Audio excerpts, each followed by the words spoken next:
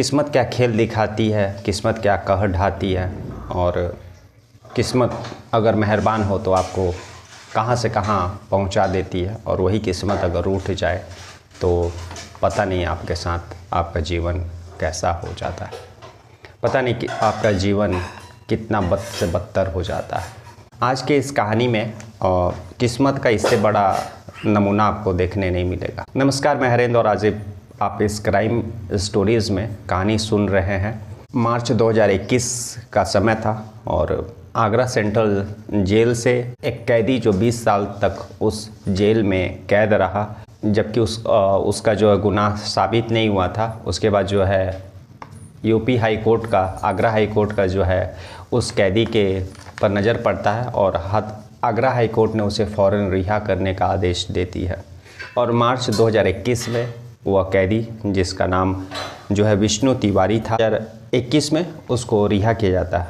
एक साल लगभग बीत जाते हैं और जुलाई 2023 आता है। इस जुलाई 2023 का विष्णु तिवारी का स्टोरी समझने के लिए, कहानी समझने के लिए उसके जीवन, उसके अतीत में जाना पड़ेगा। दरअसल ललितपुर में एक विष्णु तिवारी नाम का व्यक्ति रहा करता था और उसी गांव की एक महिला 16 सितंबर 2000 को विष्णु तिवारी पर रेप का केस और जाति सूचक गाली देने का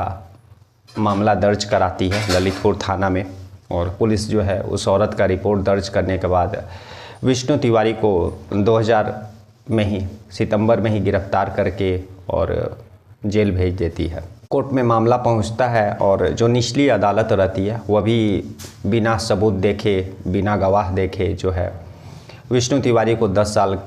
का जो है सज़ा सुना देती है। जाति सूचक शब्द जो है बोलने में विष्णु तिवारी को 10 साल का सज़ा सुना देती है रेप केस में, और जाति सूचक गाली देने में उसको उम्र कैद का सज़ा सुना देती है। अब विष्णु तिवारी जो है आगरा सेंट्रल जेल पहुंच जाता अपना सज़ा काटने के लिए। और जैसा कि आपको बताते चले कि उस केस में पुलिस ने पूरा इन्वेस्टिगेशन किया ही नहीं था। दरअसल पुलिस ने जब पीड़िता का मेडिकल एग्जामिनेशन कराया था तो उस रिपोर्ट में भी कहीं पर भी रेप का पुष्टि नहीं हुआ था, और ना ही उसके शरीर पर और उसके प्राइवेट पार्ट्स में कहीं पर कुछ चोट के निशान या फिर जो है जो रेप पीड़िता के साथ जो वाक़या होता है जो मेडिकल एग्जामिनेशन में आता है, कुछ भी ऐसे सबूत नहीं मिले। तो एक तरह से मेडिकल एग्जामिनेशन में भी, रिपोर्ट में भी डॉक्टरों ने जो है रेप का पुष्टि नहीं किया। लेकिन कोर्ट ने इन सारी चीज़ों को ध्यान नहीं दिया, पुलिस ने भी इन सारी चीज़ों को ध्यान नहीं दिया और जस्ट महिला के द्वारा जो है केस दर्ज कराने के बाद तुरंत गिरफ्तारी करके उसको आनन फानन में जो है कोर्ट में पेश कर दिया। और कोर्ट में ने भी, जो निचली अदालत रहती है, उसने भी ना ही सबूत पर और ना ही गवाहों पर उतना ध्यान दिया और अपना फैसला सुना देती है। विष्णु तिवारी का घर में उसका एक भाई था छोटा, माँ पिताजी थे और छोटा सा परिवार था, गरीब परिवार था लेकिन इज्जतदार परिवार था। विष्णु तिवारी को सज़ा हो जाने के बाद जब वह जेल में अपना सज़ा काटने चल गया तो सदमे में उसके पिता की मृत्यु हो गई, और 1 साल के बाद जो है उसकी माँ भी इसी सदमे में मर जाती है कि उनका बेटा जो है रेप केस में जेल में गया है और उसको सज़ा हो गई है। तो वे लोग इस चीज़ को बर्दाश्त नहीं कर पाते हैं और उस सालों के बाद जो है उसका जो छोटा भाई रहता है वह भी इसी सदमे में गुजर जाता है, और जो बड़ा भाई रहता है उस विष्णु तिवारी से, उसका भी इसी सदमे के कारण मौत हो जाता है। तो लगभग इन 5 सालों में जब वह सज़ा काट रहा होता है अपना, उसी 5 सालों में जो उसके परिवार के 4 लोगों का जो है मौत हो जाती है। लेकिन एक बार भी वो अपने परिवार के किसी भी सदस्य को मुखाग्नि देने बाहर नहीं आ पाता है। और दरअसल वो अनपढ़ था, उसको पता ही नहीं था कि उसके साथ क्या हो रहा है और कोर्ट कचहरी क्या होता है। आप सोच सकते हैं कि ना ही जो है कोर्ट का नज़र, ना ही पुलिस वालों का नज़र इस बात पर गया, जबकि जिस जेल में वह सज़ा काट रहा था वहाँ पर यह खबर गई थी जब उसके पिता की मृत्यु हुई थी, उसके माता की जब मृत्यु हुई थी,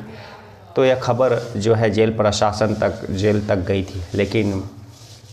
ना ही कोई अफसर ने, ना ही जेलर ने उस समय किसी ने भी कोशिश किया कि जो विष्णु तिवारी है एटलीस्ट उसका जो हक है, जो कानून उसको हक देता है, उसको पूरा करने के लिए में मदद करे। तो वह किसी भी अपने परिवार के सदस्य में 4 जान का मृत्यु होने के बाद भी वह किसी भी सदस्य का अर्थी को कंधा भी नहीं दे पाया और उस जेल में 20 सालों से बंद सज़ा काटता रहा। आगरा जेल में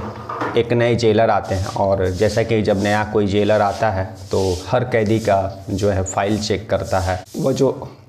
जो नए जो जेलर थे वे भी आए थे और सारे कैदियों का क्राइम का हिस्ट्री देख रहे थे, उन लोगों की फाइलें देख रही थी। तभी उनके आंखों के सामने विष्णु तिवारी का फाइल आता है और जब वे देखते हैं तो आश्चर्य हो जाते हैं कि एक शख्स जिसका गुनाह भी साबित नहीं हुआ और वह 20 सालों से इस जेल में सड़ रहा है। उस जेलर जो है बहुत सारे NGO, बहुत सारे ऐसे जो शख्स रहते हैं जो इस तरह के कैदियों के लिए काम करते हैं, तो वैसे ही वे एक शख्स को, एक पुरुष को बताते हैं इसके बारे में। फिर वह पुरुष जो है एक वकील करता है जो विष्णु तिवारी का केस देख सके और उसके बाद फिर उस वकील के माध्यम से जो आगरा हाई कोर्ट में इस केस को डाला जाता है, भेजा जाता है। और जब आगरा हाई कोर्ट इस केस को देखता है तो तुरंत जो है विष्णु तिवारी को रिलीज़ करने का ऑर्डर देता है और पुलिस और प्रशासन को बहुत खरी खोटी भी सुनाता है, क्योंकि एक शख्स जिसके खिलाफ ना ही कोई ठोस सबूत है और ना ही कोई गवाह है, उसके बावजूद भी वह 20 सालों से जेल में कैदी की तरह सज़ा काट रहा है। और जब आगरा हाई कोर्ट ने उस केस का सारा डिटेल्स मंगवाया और उसके बाद जो है पुलिस वाले ने भी सारा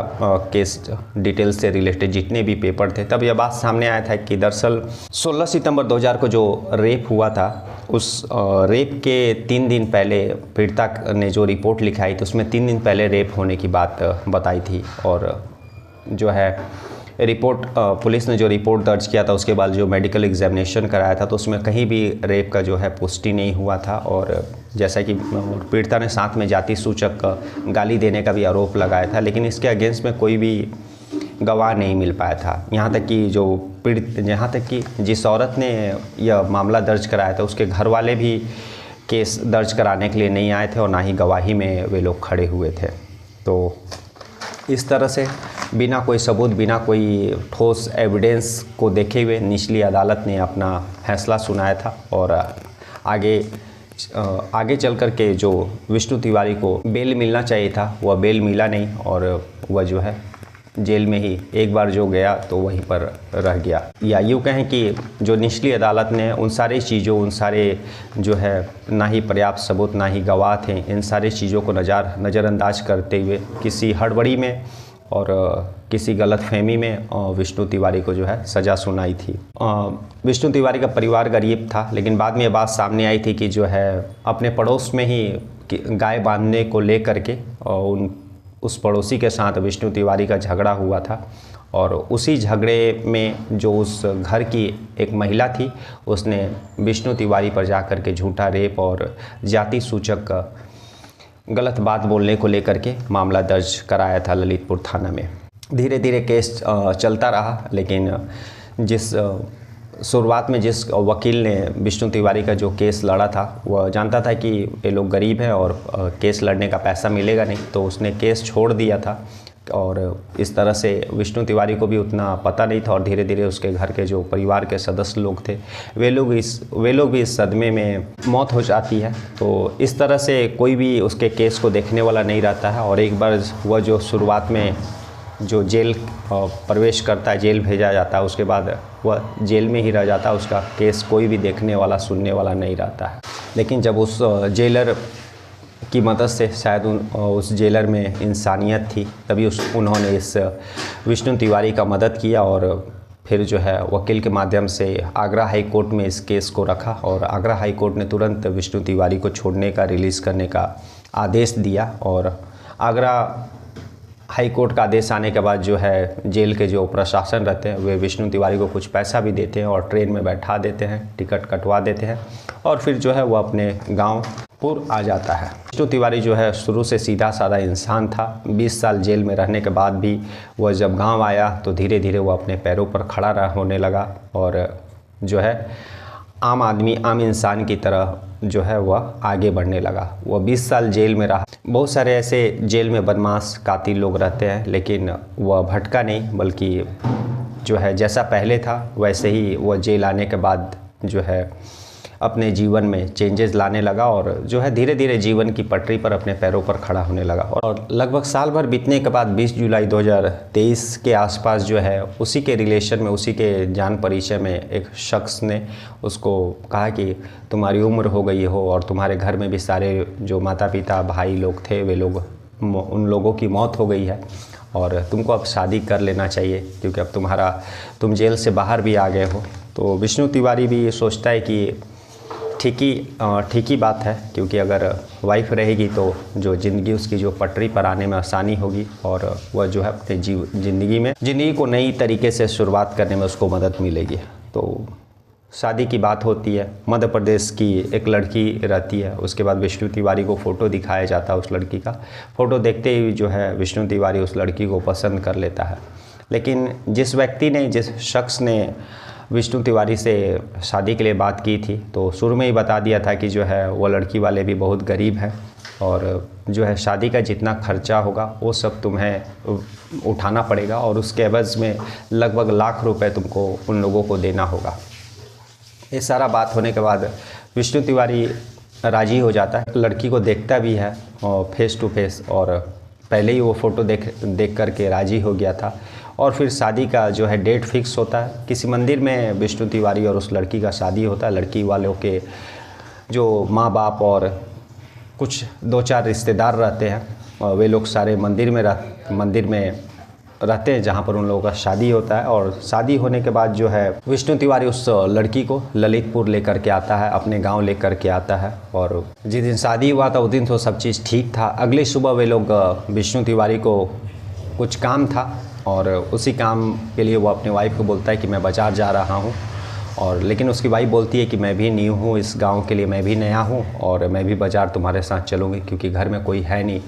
तो मुझे अच्छा नहीं लगेगा, मैं अभी नया हूँ। तो विष्णु तिवारी राज़ी हो जाता। फिर वे लोग दोनों मिल करके बाज़ार निकलते हैं और बाज़ार जब वे लोग जाते हैं तो पानी पीने का बहाना उसकी नई नवेली दुल्हन रहती है, वह बोल करके वहाँ से कहीं जाती है और उसके बाद फिर वापस नहीं लौटती है। काफ़ी समय हो जाने के बाद जब विष्णु तिवारी की जो नई नवेली दुल्हन रहती है वो वापस नहीं आती है तो विष्णु तिवारी घबरा जाता है, परेशान हो जाता है। फिर वह लड़की के बाप को फ़ोन लगाता है, फिर उस पंडित के पास जाता है जहाँ पर शादी हुई थी और फिर उसके बाद जो है वह रिश्तेदार उस जान परिचय के पास जाता है जिसने वो उसकी शादी करवाई थी। अब ना ही लड़की का बाप से कांटेक्ट हो पा रहा है, ना ही उसका बाप का जो ठिकाना उन्होंने बताया था वहाँ पर कोई है, ना ही वह पंडित मिला और ना ही जिस शख्स ने जान परिचय बोल करके उसका शादी करवाया था उस लड़की से, वह शख्स मिला। लगभग सब गायब हो गए थे। तब फिर जो है वह पुलिस के पास जाता है और अपना रिपोर्ट दर्ज कराता है और तब उसको पता चलता है कि वह जो है लुटेरी दुल्हन का शिकार हो गया है, जिसने उसका सारा चीज़ पहले जो 1 लाख रुपया लिया और उसके बाद जब वह बाज़ार जा रहा था तो नई नवेली दुल्हन को जो लेकर के गया था उसमें उसकी दुल्हन जो है घर में बाकी बचे खुचे जितने भी सामान थे जो शादी में उसको गिफ्ट के तौर पर मिले थे, जो भी जेवरात थे, जो भी पैसे विष्णु तिवारी घर में रखे थे, वो सारी चीज़ वो अपने बैग में कर लेती है और वह जो है पानी पीने के बहाना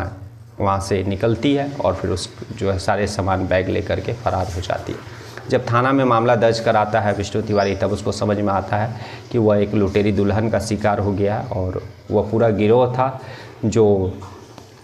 इसको उस जाल में फंसाया और विष्णु तिवारी फंसता चला गया और इसको चूना लगा करके निकल गई। पुलिस रिपोर्ट लिख करके इन्वेस्टिगेशन करती है, लेकिन अभी तक तो उस गिरोह का पता नहीं चला जिसने विष्णु तिवारी को लूटा। जिस दुल्हन ने विष्णु तिवारी को लूट लिया उस लुटेरी दुल्हन का ये पता नहीं चला। और इस तरह के बहुत सारे केस ऐसे देश में होते हैं और सबसे बड़ा इस केस में पुलिस का परेशानी है कि इस तरह के जितने भी केस होते हैं उसमें से 90% केस जो है मामले पुलिस स्टेशन तक पहुंच ही नहीं पाते हैं, क्योंकि बहुत सारे लोग समाज में इज्जत और बहुत सारी बातों को लेकर के वे लोग थाना में रिपोर्ट ही नहीं लिखाते हैं, क्योंकि उन लोगों का ऐसा मानना रहता है कि अगर हम लोग रिपोर्ट लिखाएंगे तो आस पड़ोस जो है समाज में बात फैलेगी और लोग उन लोगों पर हंसेंगे कि शादी किए इतने उम्र के बाद और उसके बाद फिर जो है दुल्हन भी भाग गई। तो इसलिए बहुत सारे लोग जो है थाना में केस इस तरह के मामले नहीं लिखाते हैं और जिसके कारण पुलिस जो है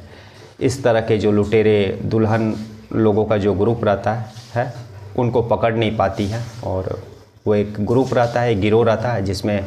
वे लोग उस तरह के इंसानों, उस तरह के लोगों को फंसाते हैं जिनकी उम्र बहुत हो गई है और जो शादी के इच्छुक है। और फिर उसी गिरोह के लोग जो है कोई माँ, कोई भाई और कोई पिताजी बन जाता है और उसके बाद जो है इस तरह के वारदात को अंजाम देता है।